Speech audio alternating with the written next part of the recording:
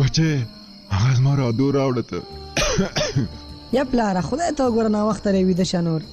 یه سړی رښتیا وایي ویده شه ناوخته دی رادونه څه غواړې؟ د ګل خان مورې د عزیز خپرونه ده نوې قصه شروع کړې. وایي رښتیا منډه کړه بچه رادیو ژر راواخله هله زوی جانه.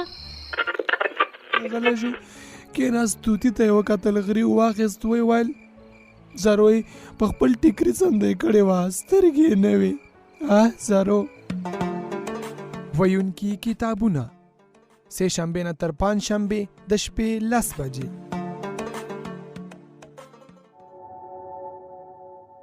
السلام علیکم د ویونکي کتابونو ګران اوریدونکو ستاسو کوربه عزیز کاروان یم. هیله ده چې روغ جوړ به اوسئ. نن د بغدادي پیر ناول اووم قسمت دی. په تیر قسمت کې تاسو پوه شوئ چې ډیوډ جونز یعنی بغدادي پیر چې د برتانیې یو جاسوس دی او خلک یې د بغدادي پیر په نوم باندې پیژني خپلو شرارتونو ته دوام ورکړی او ټولو خلکو ته د امان په ضد باندې قصې شروع کړې وې. هغه په اخبارونو کې د نجونو عکسونه کتل او که هغه به انګریزي وي او یا به هر څوک وي په افغانانو به یې ورتپل چې دا افغان نجونې دي او خلک به یې په همدې توګه باندې د امان پر ضد راپارول. نو هیله ده چې په تیر داستان به ټول پوه شوي یاست او د نن لپاره به هم په تمه وئ. نو راځئ نوره قصه هم ستاسو په حضور کې. ټوله ورځ مې د خولې خوند بد و. قدم شاه ته مې وویل چې په دې خلکو کې یو مکتبي پیدا شو نه غلطېده. زموږ چټیات ترې رسوا کړل. دا ځوان خطرناکه دی. خو قدم شاه ډاډ راکړل چې د نکاح ولس له ویرې به یې بیا ونه ویني. نیمه شپه مې سترګې راڼې کړې. په کتابونو کې کړاپا وه. قدم شاه مې وښوراوه. وړه بتۍ مې بله کړه. سیم کش شو. یو پر بل پسې ښه کتابونه ولوېدل. په کش شوي سیم پسې لاوډ سپیکر راووت. په منډه له سمسي ووتم. له ملنډو ډک غږ مې واورېد. بغدادي پیر خو په رښتیا هم کرامات لرل. اوس پوه شوم چې د 1.5 متره لرې خلکو نومونه او نورې پته څنګه ور معلومېدې. زړه مې خولې ته راغی. بتۍ مې ور واچوله. د غرمني ګیري خیالي ځوان لاسونه له پیچلي سیمه ډک ول. دا سیمې له چینې څخه تر دې ځایه راټول کړی و. قدم شاه د خواست په ژبه وویل خیر دی رسوایي مه جوړوه. ځوان وخندل. رسوایي؟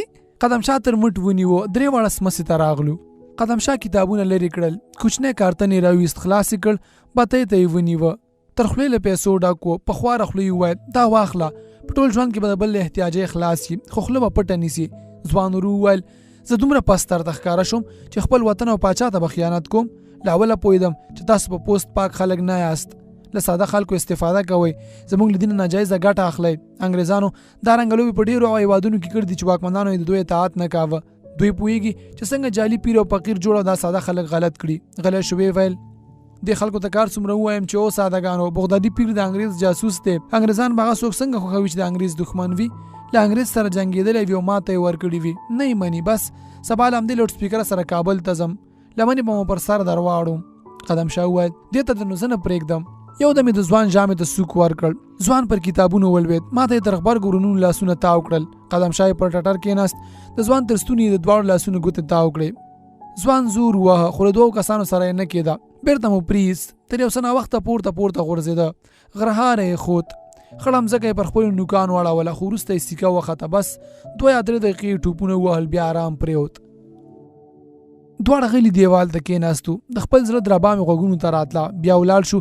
د ځوان جسد مې له پښو او لاسونو ونیوه. څومره مو چې وس کېده په سمڅه کې مو مخکې یوړ. بیرته راغلو. د لوډ سپیکر سیم مې ټول کړل. تر سهاره لړزې نیولی وم. قدم شاه تر غرمې 2 ځله پورته راوخوت. ویې ویل چې ځینې قومي مشران د لیدو ته راغلي خو زما په زړه کې د خبرو زور نه و پاتې. ماسپښین مې سترګې سره ورغلې. تر ماسخوتنه ویده وم. شپه مې په رڼو سترګو تېره کړه. اخر مې د چانسلر خبرې ذهن سره راټول کړ. یو وخت راته ویلي و چې زموږ په کار کې ویره رحم او شفقت نشته. که د کومه ورځ زړه نری شو نو پوه شه چې برټانیې ته خدمت نشي کولی.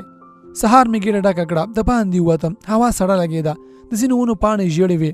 کله چې بیرته سمڅې ته ورغلم لنګي مې ولړزېدل. د ګیرخلېلي ځوان نیکه او یو بل له عمره پوخ سړی ناست و.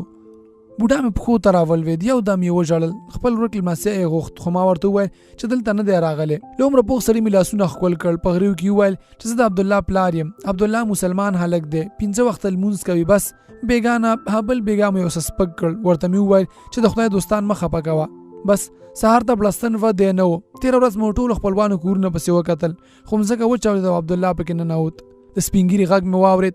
یا پیرګله د خدای رویو منه لمسي مې خوابدی کړی نادان دی وی بخه. بوډا ته مې وکتل. راڼي اوښکې د ګیر سپینو ډکو ته ور روانې. ومې ویل اکا زه په زړه کې موقع نه ساتم. ډېر خلک به پیر او فقیر نه مني خو د بوډا ژړا زور ونیو. پوهېږم چې تل زړه صاف وي، حوصله لري، قربان دې شم. ستاسو په کوي به د کوم مرید پیري ته خوند نه وي ورکړی. عبدالله جان به زورورې ژړا پاتې خبرو ته پرې نه ښود.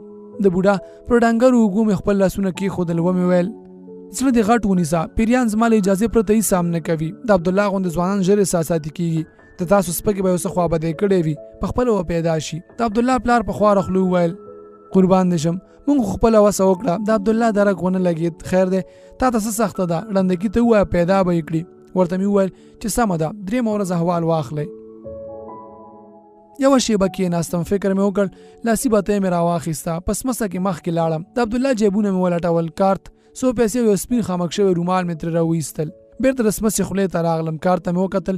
عبدالله په ترکیه کې د انقرې د پوهنتون د 2م کال محصل و، د انجینري ویله. 3م سهار بوډا او د عبدالله پلار بیا راغلل. د یو دیني کتاب د ایښودلو پر پلمه مې تار راکش کړ. له پورته سپین رومال راولوېد. د عمره پاخه سړي په بیړه رومال راواخیست. خو بوډا د هغه له ګوتو وایست. رومال یې څو ځله ښکل کړل. په غریو کې وویل دا خو د عبدالله جان رومال دی، څو ورځې مخکې یې خور ورته جوړ کو. ومې خندل. بس ړندکي پیر راوړ. ویل یې چې عبدالله یې په کابل کې ولید، ترکیې ته یې د تګ تیاری نیوه. ړندکي دا رومال دې لپاره ترې راپټ کړ چې ستاسو زړه ته ولوېږي. له عمره پوخ سړي مې لاسونه ښکل کړل. خو بوډا رومال ته کتل. په لندو سترګو کې ځلا پرته وه. ځان مې خواشینی ونیو. خو هلک مو ډېر خوابدی کړی. فکر نه کوم چې تر کال 10 شپو کوم خط یا احوال درته راولېږي. له عمره پوخ سړي په خوشحالۍ وویل بس دا دې خدای راته ژوندی لري. له خط او احواله یې تېر. دواړه روان شول. بوډا د خپل لمسي رومال په خپلو ګوتو کې ټینګ نیولی و. په 3م سهار قدم شاه چینې ته ښکته شو. تندی یې تریو ونیو. ګڼو خلکو ته یې وویل چې سمڅه له پیریانو ډکه ده. زه یې غږونه نه اورم، خو قربان شم پیرګل ټوله شپه د پیریانو د ماشومانو د چیغو او شوخۍ له لاسه رڼا تېره کړې. تر دې بل لوی ثواب بس نه راغی چې ډبرې راوړي. په هماغه ورځ سمڅه لنډه شوه. د عبدالله مړې زاړه اخبارونه او نور بیکاره شیان تر دیوال ورهاخوا پاتې شول. بله ورځ مو د سمڅې خولې ته لیمڅی ونیول، خو یخنۍ له ګزارې وتلې وه. قدم شاه آوازه واچوله چې بغدادي پیر په دې سمڅه کې ستړی شوی دی، بغداد ته ځي. ګڼ خانان او ملکان راغلل. دوی دا د بخت غمه یعنی بغدادي پیر کله په بل ځای لاوراوه. هر یو به د پیر د پاتې کېدو خواستونه کول. یو به ویل چې نوې کوټه ورته جوړوم، بل به کلا ورکوله، بل به پیر مغروره څېره نیولې وه، غلی ناست و. زورورو خلکو به د پیر پر سر یو له بل سره دعوې کولې. وړه خبره نه وه. پیر کور او کلي ته برکت وروړ. دا برکت هر یو غوښت. خبرې اوږدې شوې، نه سره جوړېدل. اخر یې زما نظر وغوښت. ماته تر ټول د ملک زونډي د میلمنو کوټه ښه وه. دا سړی په یو لوی کلي کې پروت و. ژمې هم نه بېکاره کېدم. له ډېرو ککریو مې د امان الله خان مینه ایستلی شوی. په سبا 15 کسان له 100 کچرو سر راغلل. خو د پیر یوې وړې خلطې او څو کتابونو دومره زحمت نه غوښت. پر خپل اس کېناستم. غرمه یې درې ته ورسېدو. په لویو ډبرو کې د روانو نریو اوبو دواړو غاړو ته د غره لمنې سلګونو خړو کورونه نیولې وې. برجونه یې د مورچو په بڼه جوړول. سلګونه واړه او زاړه مخې ته راغلل. لاس ښکته شوم. ښی لاس مې تر ډېرو پورته نیولی و. د ښکلولو وار نه کېده. وروسته ستړی شوم. هر یو په خپله زما ځلېدلي لاس تر خپلو شونډو ورور. بامونه له سرو زرغونو ټیکریو ډک ول. ښځې وې. د زار او قربان غږونه راتلل. د ملک زونډي تر کلا 7 پسونه په لاره کې حلال شول. د ملک اوږده مهمانخانه د کلا پر دیوال پورې نښتې وه. له خټو جوړې زینې یې درلودې. د خلکو په ګڼه ګوڼه کې په سخته پورته وختم. ملک زونډي له ډېرې خوشحالۍ وازه خوله نیولې وه. په سترګو کې یې غرور ښکارېده. هسکه غاړه ته. دا سړی ګرم نه و. بغدادي پیر په دومره خانانو او ملکانو کې د کوټه خوښه کړې وه. تر یو څه وخت له ملایانو او سپینګیرو سره کېناستم. ځان مې بیا رښته کاوه. قدم شاه غږېده. ډوډۍ مو خوړه. ټول لمانځه ته لاړل. خو پیر پښې وغځولې. چا دومره زړه نه درلود چې بغدادي پیر ته لمونځ او جومات ور یاد کړي. ملک زونډي ته مې وویل چې ستړی یم، څوک مه راپرېږده. ملک په منډه له کوټې ووت. قدم شاه دروازه زنځیر کړه. مخامخ بل وړ ور ښکارېده. پورې مې واهه. کوچنۍ کوټه د مکتب له کتابونو ډکه وه. فکر مې وکړ دا کتابونه مې باید په بل تر دې ښه وخت کې یاد کړي وای. غږونه راغلل. د لوی کوټې وړې کڼکۍ ته ودرېدم. د باندې ګڼ کسان ولاړ ول. لومره پخې او زړې ښځې هم پکې ښکارېدلې. نه تکیه کېدل. همدا ګړی د بغدادي پیر لیدل غوښتل. خو ملک زونډي ورته وویل چې مبارک ستړی دی، سبا راشئ، اوس ساه سموي. تر ماښامه چا دومره زړه نه درلود چې دروازه خلاصه کړي. ماښام په خپله د باندې ووتم. وار له باره د تودې ډوډۍ بوی راغی. لاندې مې وکتل. پر ډېران سرې چرګې ګرځېدې. یو ځوانه خرون ته ولاړې کتار غواوې خلاصولې. وراخوا د ګڼو کورونو له مورې و تور لوګي پورته کېدل. یو ماشوم ناره مې واورېده. هلئ پیرګل راوتلې. په منډه کوټې ته ننوتم. ماخوستن مې له ملک زونډي د کلي ملا او نور سپینګیرو سره ډوډۍ وخوړه. یو ماشوم لاسونه راپرېمینځل. کله چې د باندې ولاړ ملک زونډي اوچت پسې ولاړ شو. غږ یې راته. ماشوم ته یې په زینو کې وویل چې د پیر صاحب د لاسونو مبارکې اوبه غواو ته کېږده. د سلو مرضونو دوا ده. شپه مو توده تیره کړه. تا خانه ښه لګېده. 3 ورځې مې تعویذونه ورکول خو د کلي ناروغانو د دعا غوښتونکي نه خلاصېدل. وروسته د نورو کلیو خلک رامات شول. د ملک د کوټې تر مخ به درجنونه خرې ولاړې وې. پر ملاو به یې سرې شنې بړستنې او توشکونه پراته ول. زړې او له پښو لوېدلې ښځې به پر خرو راوړل کېدې. ستړی وم، چاره نه وه، خو د هوا په سړېدو سره د خلکو ګڼه ګوڼه کمه شوه. له غرمې وروسته به مې په ارام زړه خوب کاوه. دې لوی کلي 12 جوماتونه لرل، خو تر ټولو لوی جومات د ملک زونډي و. کله کله به ملا صاحب په خواره خوله جومات ته د ورتللو بلنه راکوله، خو ما به خلک بانه کړل. خو اوس ګڼه ګوڼه کمه شوې وه، دا خبره نه چلېده. یو مازدیګر په نزله جومات ته ورغلم. د ملا صاحب په ټینګار کتارونه راپسې ودرېدل. د پټې خولې لمونځ و، ستونزه مې نه درلوده، خو د ماښام اذان مې زړه وخوړ. ملا صاحب ته مې وویل چې ستا په څېر لوی سپین ږیري عالم به څنګه راپسې درېږي. یو ټیټ غږ راغی، قرباني شم، دې ته وایي د پیرګل خاکساري. ملا صاحب کلیوالو ته وکتل، په سترګو کې غرور پروت و، نه ملامت. د بغدادي پیر غوندې لوی عالم پسې درېده. مخکې شو، خو د ملک زونډي او ځینې نورو کلیوالو ټنډې ترویش وې. د پیرګل په امامت کې ډېر ثوابونه لیدل. بوډا مولا ناامیده ودرېد. د ملک زونډي غوږ ته مې خوله ورټیټه کړه. ومې ویل چې سپین ږیری د زړه یې مه ورماتوه. وروسته مېلمستیاو زور ونیوه. هر یو غوښتل چې د کور د سرخوان برکتي شي، خو ما به یوازې دغو کسانو غوښتنې منلې چې خبرو یې پر نورو تاثیر درلود. یو ورځ ملک زونډی راته کېناست، واده یې غوښت، خو د توتکۍ پلار ورته ویلي و چې د هوا تر تودېدو پورې به نه سره په عذابه وو. خانګل مې راوغوښت، په سخته مې قناعت ورکړ. یوه اونۍ وروسته واده تیار شو. ورځ په ډولونو تېره شوه. مازدیګر یې ناوې راوړه. د نکاح په وخت کې د ملک زونډي نوې سرې کړې ږیرې د څراغ ژړې رڼا ته سره لمبه کوله. کلا له ښځو ډکه وه، تر ډېره د چمبې غږ راته. ملک زونډی له موږ سره پرېوت. یو وخت چغې شوې، قدم شاه څراغ ولګاوه. حاجي زونډی پر خپل ځای ناست و، پکه ککرۍ یې ځلېده. یو دم د کوټې دروازه له دیوال سره ولګېده. 2 زړې ښځې راغلې، ژړل. خبره معلومه شوه، توتکۍ په نیمه شپه کې تښتېدلې وه. ملک په بیړه د باندې ووت، کړکۍ ته ودرېدم. د ناوې تېښته د پټېدو نه وه. په کلي کې بل څراغونه ګرځېدل. سر مې ولګاوه. 10 بجې له خوبه راپورته شوم. ملک راغی، ژړلې. وی ویل چې په توتکۍ پسې ټول کلی ولټه و، پیدا یې نه کړه. ژړا یې زور ونیوه. د بوډا زړه ته لوېدلې وه چې توتکۍ د کوم چا سره تښتېدلې ده. ملک خپل عزت په خاورو کې لید. دا لویه رسوایي نه شوه زغملی. همدا ګړی له خدایه مرګ غوښت. یو دم د توتکۍ وروستۍ خبره په ذهن کې راتېره شوه، ژړ کمر خو شته. زړه مې ولړزېد. ومې ویل ژړ کمر چیرې دی؟ ملک په لندو سترګو راته وکتل. همدا خبره مې بیا تکرار کړه. ملک په غریو کې وویل د هدیرې پر سر د باندې ووتو، تر کورونو تیر شو. وراخوا لویه هدیره پرته وه. پر شناختو ټومبلې رنګارنګ ټوټې باد وهلې. مخکې لاړو. د غره په ډډه کې تېره هسکه ژړه پرخه ولاړه وه. لاندې مې وکتل، لیرې پر یوې غټ ډبرې سور ټیکری پروت و. منډه مې ور واخیسته. د واده په جامو کې ځوان نجلۍ پر خپلو وینو کې پرته وه. ملک زونډی راورسېد. ساه یې لنډه لنډه کېده. شکرونه یې ایستل، عزت یې پر ځای پاتې و. د توتکۍ جنازه وړه وه. ان ملا هم نه ورته ویلې چې نجلۍ ځان وژلې، نه بخونکي ګناه یې کړې، جنازې ته به څنګه ورځم. خو ما مجبور کړ. په نه زړه ورغی. ناروغه شوم، سرې تبې مې کېدلې. د نجلۍ په وینو سور تندی مې له ذهنه نه ووت. د توتکۍ د مرګ په 8مه ورځ د ملک زونډي 80 کلنه مور مړه شوه. ملک له خیرات پرته د مور خاورو ته سپارل لویه بې غیرتي ګڼله. جنازه یې سبا ته پرېښوده. جنازې ته 2.5 زره کسان راغلل. ملایان وغږېدل. یو کال مخکې به ملایان د خبرو په پیل او پای کې امان الله خان ته دعاوې کولې. دا عادل پاچا پر مځکه د خدای د عدالت سیوری ګاڼه. خو پیر بغدادي خپل کار کړی و. اوس ملایان پر پاچا تیز ورتلل. نوم سره د غازی ټکی نه یاداوه. یو خوان پاچا د کوپر پر څنډه ولاړ لید. لمانه د خبرو د کولو هیله وشوه. ضرورت مې نه لید. کومې خبرې چې ما کولې نور وکړې. خو بیا مې یو خیالي کیسه ورته تېره کړه. ومې ویل چې څو ورځې مخکې د شور بازار حضرت صاحب مبارک نور المشایخ امان الله خان ته ورغلی و. ورته ویلي و چې په کابل کې عیاشي ډېره شوې ده، چاره یې وکړه. خو دا خبره پر پاچا بده لګېدلې وه. مبارک یې 3 روزه په تشناب کې بندي کړی و. د شور بازار حضرتان مشهور ول. خلکو نالیدلي پیژندل. ټولو ژړل. خبرې مې رالنډې کړې. ومې ویل چې نور وخت مه تېروئ، جنازه هدیرې ته یوسئ، تر دې زیات د مړي ساتل حرام دي. غرمې ته کتار ولاړو خلکو د لاندې ډوډۍ سلګونه کاسې یو بل ته ورکولې. دا کاسې د جومات ترمنځ لوی فرش شوي میدانۍ ته تلې. له کاسو مړه تاونه پورته کېدل. ورځ مې سترې تېره کړه. خو د ملک زونډي کور ودان په غم کې هم د پیر هوساینه په یاد وه. شپې ته پاتې شوي له لرې ځایونو راغلي خانان او ملکان د خوب لپاره په کورونو تقسیم کړل. د مکتب د کتابونو د یادولو لپاره مې تر دې ښه وخت نشو موندلی. سهار وختي مې دروازې پر سر لیکي قرآن شریف او 2 جامې خلاصې کړې. بیا مې د جاسوسۍ د وسایلو له خلطې یو سپری راواخیسته. دا سپری د اوښکو د بهېدو لپاره وه. یو پاو به له سرو سترګو رڼې اوبه تلې. له لمر خطو سره د پښو درابې شو. مېلمانه د چایو لپاره کوټې ته تلل. سپری مې سترګو ته ونیوله. له فرش سره مې سترګې وسوځېدې.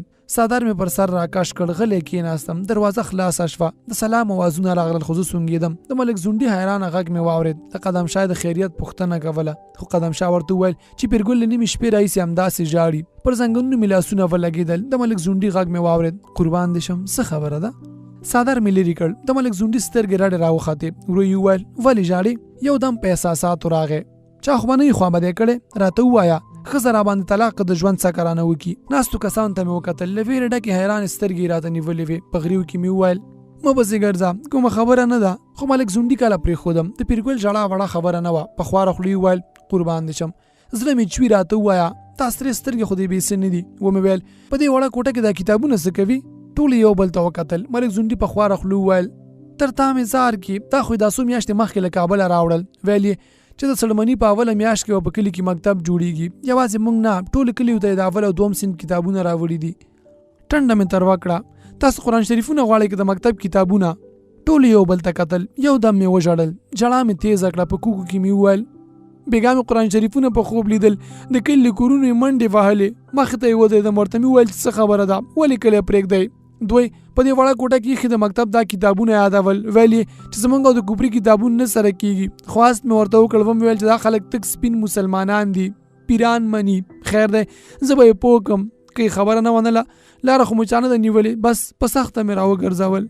ملک زونډي د وره سر ته وکتل. سترګې یې رډ راوختې. پوهېدم چې په ذهن کې یې څه ورګرځي. پورته یې قرآن شریف به خامخا تېښتې پر وخت خپلې جامې لرې کړې وې. د پوزو سونګا راغله. ناستو کسانو ژړل. ملک زونډی په بیړه ولاړ شو. قرآن شریف یې تر ډېرو په خپل ټټر پورې ټینګ نیولی و. توبې یې ایستې ژړلې. وروسته یو دم چیغه کړه بارانه. یو خیرن ځوان راغی. له جامو یې د خوشحایي بوی ته. ملک زونډي وویل هله دوه درې نور مزدوران هم در سره که همدا اوس به له وړې کوټې ټول کتابونه باسې. خیرن ځوان په خواره خوله وویل د کور کوټو ته یې یوسو. ملک چیغه کړه وکمقله کور ولې بې برکته کوئ چېرته یې وغورځوه. په ناستو کسانو کې یو چاغ سړي وویل ملک صاحب دا کتابونه ما لیدلي بسم الله پکې لیکلي د خدای او رسول له نومونو ډک دي. ګناه لري که زما منې په اوبو کې دې یې واچوي. د ملک زونډي ټنډه لا پسې تروه شوه. همدا څو ټکي هم د اعتبار لپاره پکې راوستي دي. هر چیرې چې وړئ مقصد له کلي ورک کړئ. یو بل ډنګر سړي وویل ښه خبره ده دا کتابونه یې موږ ته رالیږلي دي ورک به یې کړو خو له حکومت سره به څه کوو؟ ملک زونډي څو ځله سر وخوځاوه. ټنډه یې تروه شوه. ورو یې وویل هی هی له ایمانونو خلاص یاست. له خدایه نه ویرېږئ. له حکومته مو زړونه چوي. ښځې خو نه یاست لونګۍ مو تړلې. تر دې بله کومه سخته ورځ در باندې راځي چې قرآن شریفونه مو له کورونو تښتي. وایم که څه یې ویل وچ چې پر دا تندي ولی مردار یې کوي. تر دې بله لویه غذا به چېرته پیدا کوئ؟ وړه کوټه په هماغه ورځ د کتابونو تشه شوه. لومړی واورې غرونه سپین کړل. دوم ځل اوارۍ ته راغله. درېیمې ورېده د کلیو لارې وتړلې. ژمی په مزو روان و. ګرمه بخارۍ د لاندې او چرګانو غوښې میلمستیاوې او خوبونه. بس څو ځله د سویانو ښکار ته مو لاړو. په واوره کې به له سوی پلونه اسانه موندل کېدل. په پلونو پسې به مو ګامونه واخیستل. سوی به منډه کړه خو ملک زونډي کلیوال ته ویلي و چې پام تازیان به نه ور پرېږدئ. د پیر صاحب باید پام غلط شي. کوم سوی چې به د پیر د ټوپک له ګولۍ روغه ووت بیا به تازیانو منډې پسې وهلې. د ښکار سویان به ډېر ول خو د پیر صاحب ویشتلي سویان به همالته ټوک ټوک شول. یوه یوه ټوټه غوښه به د تبروک لپاره کورونو ته وړل کېدله.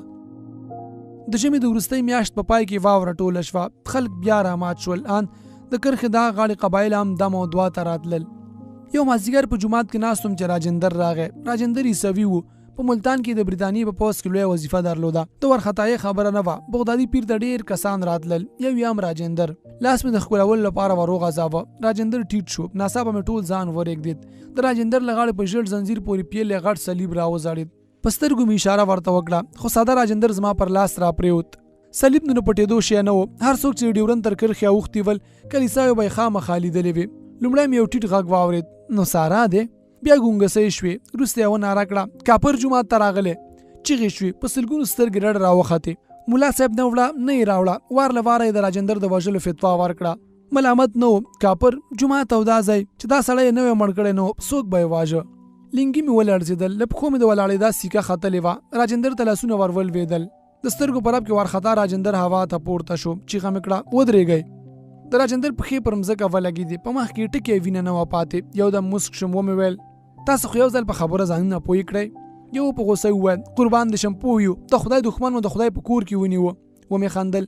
چا ویل چې پوه یاست؟ پیسې هم نه پوهېږئ. دا سړی د خدای دښمن نه، د خدای دوست دی. حیران سترګې راواوښتې. ولاړ شوم. راجندر ته مې کلکه غېږه ورکړه، ټنډه مې ښکل کړه. تر څنګ مې کېناو، ورته مې وکتل، مسک شوم. ومې ویل مبارک مبارک ومې ویل د چا اول سمه وي د چا اخره. خو د دې سړي زړه په اخره کې له نوره ډک شو. بېګا لنډکي راته وویل چې قربان دې شم، ستا یو لیکلی کتاب په ملتان کې د یو کاپر په کور ګران لوېدلی و. کاپر ولوست، اوس را روان دی. د لارې سختو ته یې ځان ورکړی، غواړي چې ستا تر مخ ایمان راوړي. خلکو په حیرانۍ راته کتل. راجندر په پښتو نه پوهېده، په انګلیسي مې ورته وویل احمقه نو دومره اشتباه. غلی شوم. ملا ته مې وکتل، ومې خندل. بس مولوي صاحب سړی تیار دی، کلمه ور وښایه. د ټولو سترګې وځلېدې. ته ورخطا راجندر غوږ ته مې خوله ور نږدې کړه. که غواړې چې ژوندی پاتې شو نو یوه خبره واوره، څه چې دا سپین ږیرې وایي پسې تکراروئ. کلمه وویل شوه. جومات د الله اکبر چیغو پر سر واخیست. لارې خوا مبارکۍ راغلې. بیا د نوم وار شو. راجندر ته یې عبدالرحمن نوم وټاکه. خلک خوشحاله ول، نو بیا عبدالرحمن ته یې مبارکیانې ورکولې. راجندر ته مې وویل تر اوسه مې لا زړه ځای ته نه دی راغلی، یوه سزا باید وویني. یو دم مې ناره کړه د عبدالرحمن جامې مو څنګه هېرې دي؟ د خلکو تبروک ته ورپام شول. لاسونه یې ور ولوېدل. راجندر چیغې کړې. سر شو. 2 دقیقې وروسته لوس لپړ و. ان یو عمر خوړلي بوډای نیکر هم کشاوه، خو ما منع کړ. ورخطا راجندر مې په خپل څادر کې پټ کړ. خو ډېر ژر نوې لونګۍ، رسنۍ اوبدلی کوټ، پټو او جامې ورته راغلې. ماخوستان مې کوټې ته بوت. راجندر د خپل بوټ له تلې یو کوچنی کاغذ راوویست. چانسلر لیکلي و چې په کابل او غزني کې زموږ 2 جاسوسان اعدام کړل. خبرې د یو څه پستې کا، خو که بیا هم کوم خطر وینئ ځانونه راوباسئ. ګران اوریدونکو، د نن لپاره قصه په همدې ځای بس کو. په نننۍ برخه کې تاسو د بغدادي پیر یعنې د ډیوډ جونز چې یو برتانیي جاسوس دی په نورو شرارتونو باندې هم پوه شوئ. هغه اوس په خلکو کې پوره ځای نیولی، خلک د امان په ضد باندې هڅولي، اوان د یو کلینۍ کتابونه هم وغورځول. په اخره کې په دې هم پوه شوئ چې په غزني او کابل کې شامان د برتانیې 2 جاسوسان اعدام کړي. نو را روانه برخه کې به واورئ چې بغدادي پیر د ځان د ساتلو لپاره څه کوي. آیا هغه هم بیرته برتانیې ته ګرځي او که نه همدلته د خلکو په منځ کې پاتې کیږي. نو تر بیا چې ستاسو کوربه ستاسو په خدمت کې حاضرېږي. تاسو ټول په لوی الله باندې سپارم. ښه شپه، د الله په امان.